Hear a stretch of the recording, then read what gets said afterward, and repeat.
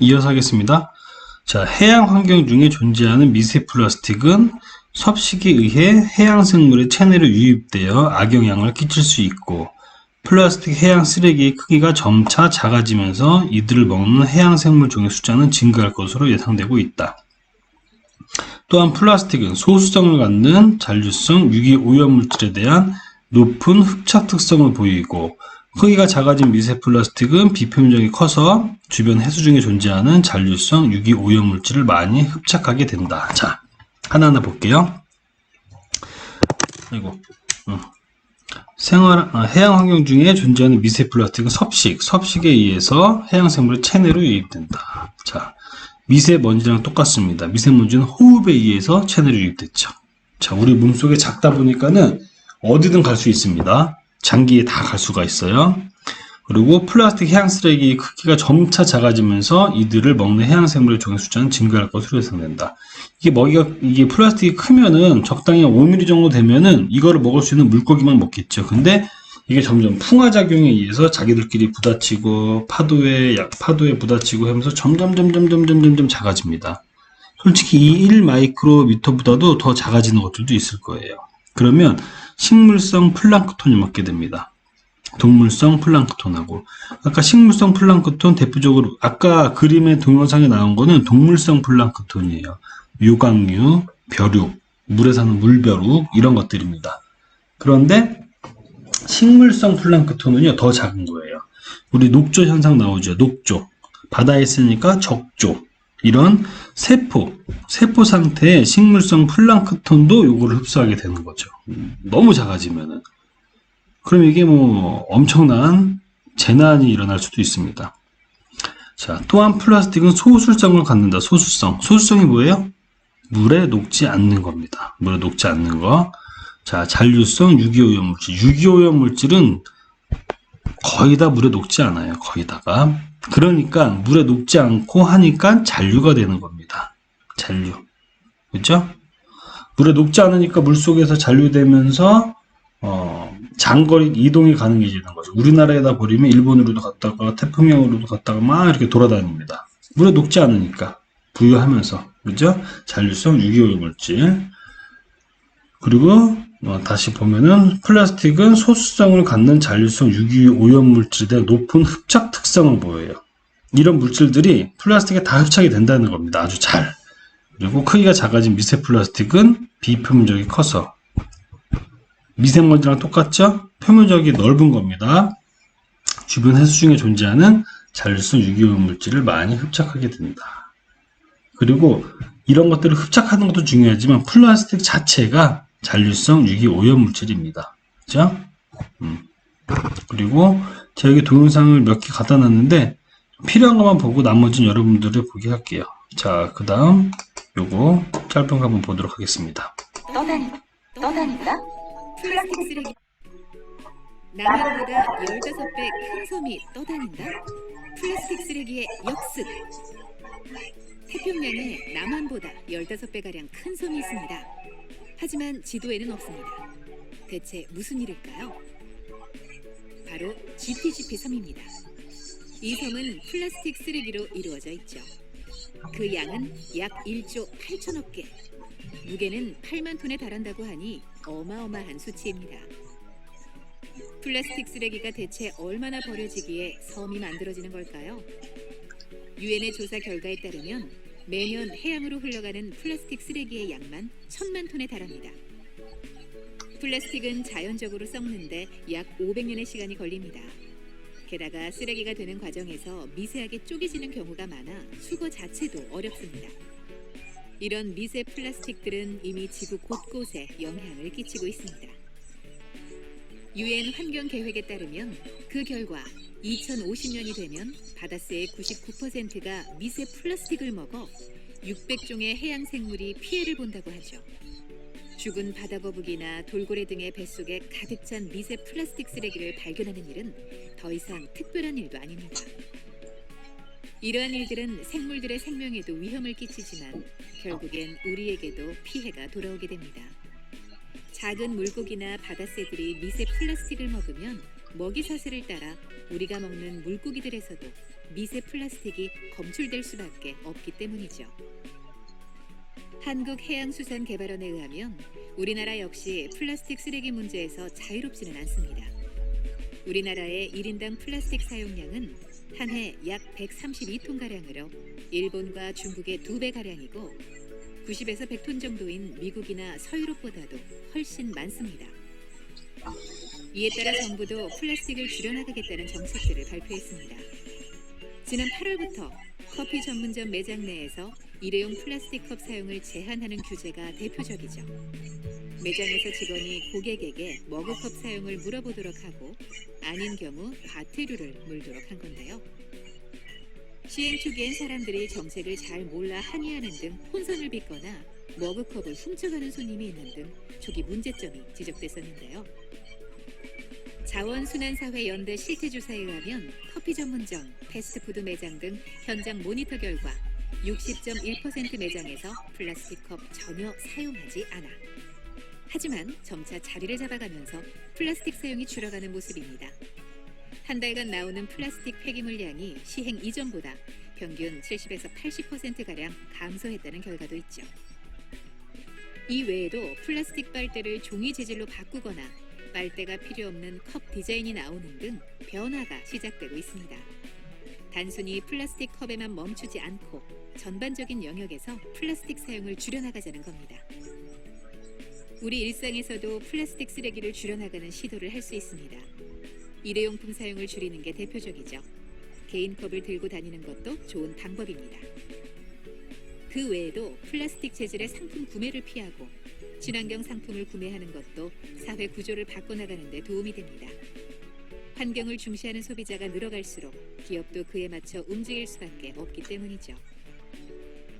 롤랜드 가이어 캘리포니아 대학 교수에 따르면 우리는 플라스틱 행성을 향해 가고 있다. 어느새 우리 일상을 점령해버린 플라스틱. 편리하게 사용해왔지만 그만큼 우리는 지구가 플라스틱 쓰레기로 가득 차고 있는 대가를 치르고 있는데요. 작더라도 일상의 행동부터 바꿔나간다면 환경을 파괴하고 있는 플라스틱 쓰레기 문제를 줄여나갈 수 있지 않을까요? 도민 여러분들이 생각하시는 좋은 방법은 어떤 게 있는지 알려주세요.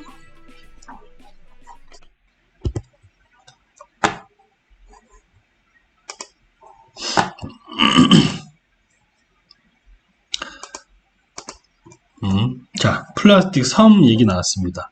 실제로 플라스틱이 뭉쳐있는 이런 섬이 전 세계 한 8개 정도 존재한다고 해요. 태평양 사이에 있는 것들은 우리나라 크기의 15배라 그랬죠. 어마어마합니다. 그래서 어떤 젊은 외국인인데 제가 이름을 까먹었습니다. 제가 작년인가 재작년에 본 적이 있거든요. 그분이 20대인데 이 해양에 있는 미세 플라스틱을 좀 제거할 수 있는, 저감할 수 있는 여러 가지 방안들을 아이디어를 내가지고 한 300억 정도의 펀드를 만들어가지고 실제로 그것들이 이행이 되고 있습니다. 근데 얼마나 제거가 되고 효율이 있는지는 확인이 아직 안 됐지만 지금도 계속 전 세계적으로 이 미세 플라스틱을 줄이기 위해서 노력을 하고 있습니다. 이 플라스틱의 기준 구분이죠. 보면은 우리가 말하는 미세 플라스틱, 그 다음보다 더 작은 게 나노 플라스틱이네요. 나노 플라스틱이 1마이크로 미만이라 그랬으니까 미세 플라스틱은 1마이크로에서 5mm 이하가 미세 플라스틱이 되겠습니다. 실제로는 이 나노 플라스틱 다 미세 플라스틱이라고 얘기하는 것 같더라고요. 1차 미세 플라스틱은 생활용품, 화장품의 원료, 2차 미세 플라스틱은 플라스틱 조각, 이렇게 구분을 하고 있는 것 같습니다. 그리고 메조, 매크로, 메가, 이것들은 단위죠. 단위. 1000단위씩 차이가 날 거예요. 이런 것들은 메가 플라스틱은 1m 초과, 어구, 통발, 그물, 밧줄, 선체 이런 것들도 메가 플라스틱이라고 하네요. 실제 바닷가 인근에 보니까는 어구나 통발, 그물 이런 것들도 많이 버려져 있죠. 그리고 물고기를 잡으러 나갔다가도 밧줄이 아니라 그물들이 엄청 많이 하잖아요. 그게 엉키면 잘라버리고 바다에 그냥 떨구잖아요. 그죠? 그런 것들이 다 이제 해양 폐기물, 해양 쓰레기로 존재가 되고 있습니다. 자, 발생원. 이 미세 플라스틱이 어떻게 발생되고 이 미세 플라스틱이라는 용어가 어떻게 시작되는지 한번 볼게요. 연안 지역에서 수 밀리미터 크기의 작은 플라스틱 조각의 출현 사실이 1970년대에 최초로 발표되었다. 카펜터라는 사람이 1972년에 논문을 써서 발표한 겁니다. ETA라고 써 있는 거는요, 이 사람 이외에도 저자가 2명 이상 더 있다는 거예요. 자, 현미경 수준에서 식별되는 미세 플라스틱의 양이 해양 환경에서 증가하고 있다는 사실이 2004년에 보고되면서 마이크로 플라스틱이라는 용어가 처음으로 사용됐다. 2004년에 처음으로 사용된 겁니다. 국제적으로 합의된 미세 플라스틱에 대한 정의는 아직 없다. 하지만 현재까지 통용되는 미세 플라스틱에 대한 설명을 요약하면 이거 꼭 기억해 주시면 되겠습니다. 사실 기말고사 볼 때 이런 정의 쓰라고 했던 것 같아요. 제가 작년에 문제로. 저희는 기말고사를 오픈북으로 볼 거니까 암기하지는 않으시겠지만 그래도 꼭 기억을 해 주십시오. 왜냐하면 아주 환경적으로 이슈가 되고 사회적으로 이슈가 되는 거기 때문에 여러분들이 나중에 뭐 회사에 면접을 보러 가든지 또는 어디 가서 조금 이제 우리가 성인끼리 뭔가의 사회 문제에 대해서 대화를 하거나 할 때 이런 정의 같은 걸 얘기해 주면은 굉장히 긍정적인 평가를 받을 겁니다. 의도적으로 제조되었거나 또는 기존 제품이 조각나 미세화된 크기 5mm 이하의 합성 고분자 화합물입니다. 미세화된 크기가 5mm 이하예요. 자, 의도적으로 제조된 거. 플라스틱이라는 게 다 고분자 합성 화합물입니다. 합성 유기 화합물이기 때문에 자연적으로 생성되진 않죠. 자, 의도적으로 제조된 플라스틱을, 미세 플라스틱을 1차 미세 플라스틱이라고 한다. 1차 미세 플라스틱. 플라스틱의 원료 물질로 사용되는 레진 펠렛, 세정제 화장품의 스크럽, 페인트 제거용 마무제 등이 포함된다. 그리고 2차 미세 플라스틱은 플라스틱 제품이 사용되는 과정 중 또는 사용 후 버려진 이후에, 사용하거나 사용된 이후입니다. 인위적 행위 또는 자연적 풍화에 의해서 점차 잘게 쪼개져서 미세화된 것을 말한다. 직접적인 비교가 가능한 정량적인 조사 자료는 아직 없으나 현재의 해양 환경 중에는 2차 미세 플라스틱 양이 1차 미세 플라스틱보다 훨씬 많다. 왜냐면 이런 것들이 다 버려진 것들이 자연 상태로 가서 다 풍화가 되죠. 풍화가 되고 마모가 되고 파도에 얼마나 많은 것들끼리 서로 부딪히고 잘 잘라지겠어요. 그죠? 훨씬 많을 겁니다. 2차 미세 플라스틱이. 해양 환경 중에 존재하는 미세 플라스틱은 섭식에 의해 해양 생물의 체내로 유입될 수 있다. 밧줄, 그물, 비닐봉지 등의 대형 플라스틱 쓰레기는 해양 생물의 얽힘, 영향이 삼킴에 비해서 상대적으로 크나 미세 플라스틱의 경우 삼킴에 의한 영향이 크다. 미세 플라스틱 해양 쓰레기의 크기가 점차 작아지면서 이들을 먹는 해양 생물 종의 숫자가 지속적으로 증가한다. 크기가 점차 작아지면서. 여러분, 예를 들면은 크기가 큰 바다 코끼리 뭐 이런 애들은 크기가 크잖아요. 우리가 셀 수 있습니다. 근데 플랑크톤 숫자 셀 수 있나요? 못 세요. 기하급수적으로 아주 어마어마합니다. 이 숫자는. 이 세포의 숫자를 어떻게 셀 거예요? 녹조가 몇 개 이렇게 셀 수 있나요? 물론 녹조의 개수를 세긴 합니다. 녹조의 개수를 세긴 하는데 그래도 뭐 현실적으로 세기가 어렵죠. 숫자가 당연히 지속적으로 증가합니다. 작아지니까. 먹을 애들이 많아지니까. 먹을 수 있는 애들이 점점 작아지니까. 그렇죠? 또한 플라스틱은 석유 기원의 탄화수소를 기반으로 만들어진 고분자 화합물질로 높은 소수성을 가지고 있다. 같은 소수성의 잔류성 유기 오염물질에 대한 높은 흡착 특성을 보인다. 크기가 작아진 미세 플라스틱은 큰 플라스틱에 비해 비표면적이 커서 주변 해수에 존재하고 있는 잔류성 유기 오염물질을 많이 흡착하게 된다.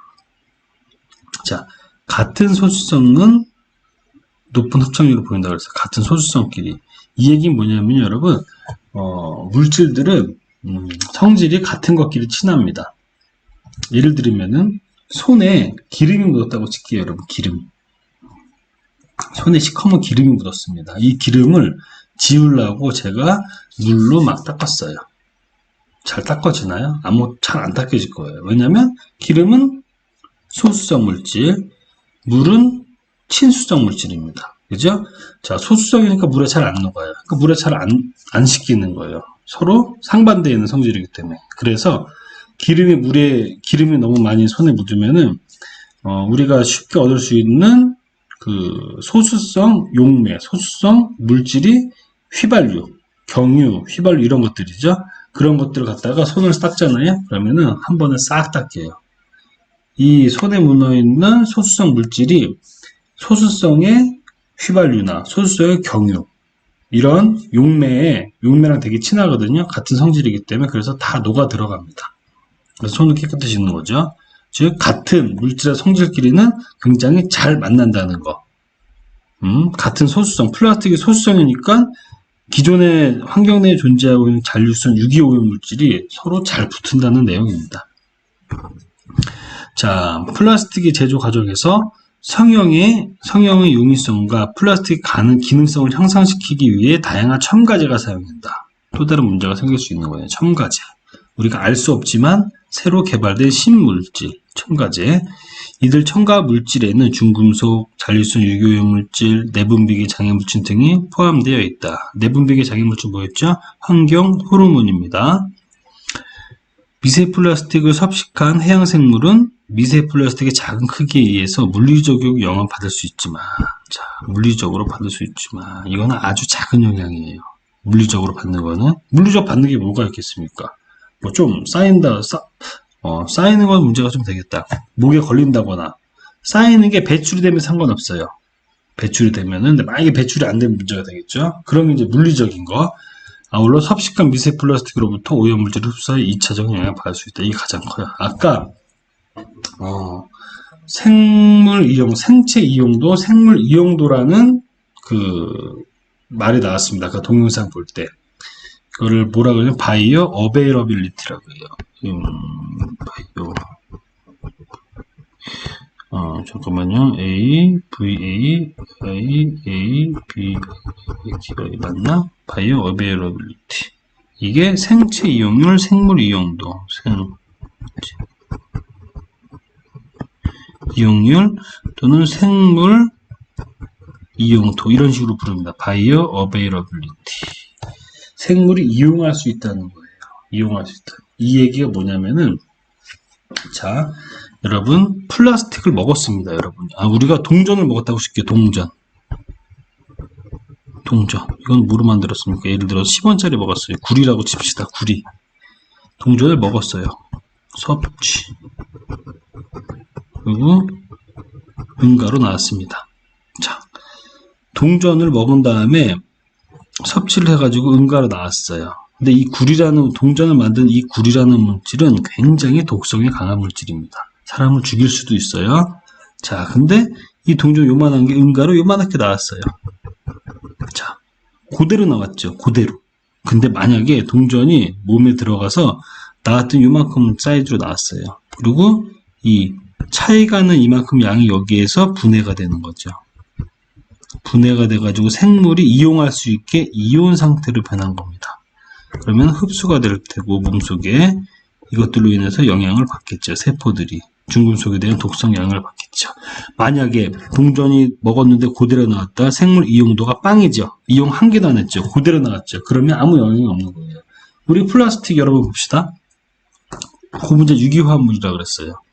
자, 우리 핸드폰 여러분 당장 만지고 있잖아요. 이거 핸드폰 플라스틱이에요. 그죠? 껍데기 고분자 화합물, 신물질을 만든 아주 강하고 단단한 플라스틱 종류의 물질입니다. 이런 거 손으로, 저는 입으로 빨진 않죠? 우리가 애가 아니니까. 근데 손으로 막 만져요. 근데 만약에 이게 손에 묻어가지고 손으로 이온화가 돼가지고 몸속에 흡수된다고 칩시다. 생물 이용도가 존재하죠? 그러면은 몸에 안 좋을 거예요. 하지만 생물 이용도가 빵이에요. 이온화가 되지 않는 거예요. 그대로 물질 자체로 있습니다. 이 생물 이용도라는 게 사실은 굉장히 중요한 개념이에요. 우리가 전공하는 입장에서 중요한데 지금의 상황에서는 이 정도로 이해하고 넘어가면 되겠습니다. 자, 다음 동영상으로 넘어가겠습니다.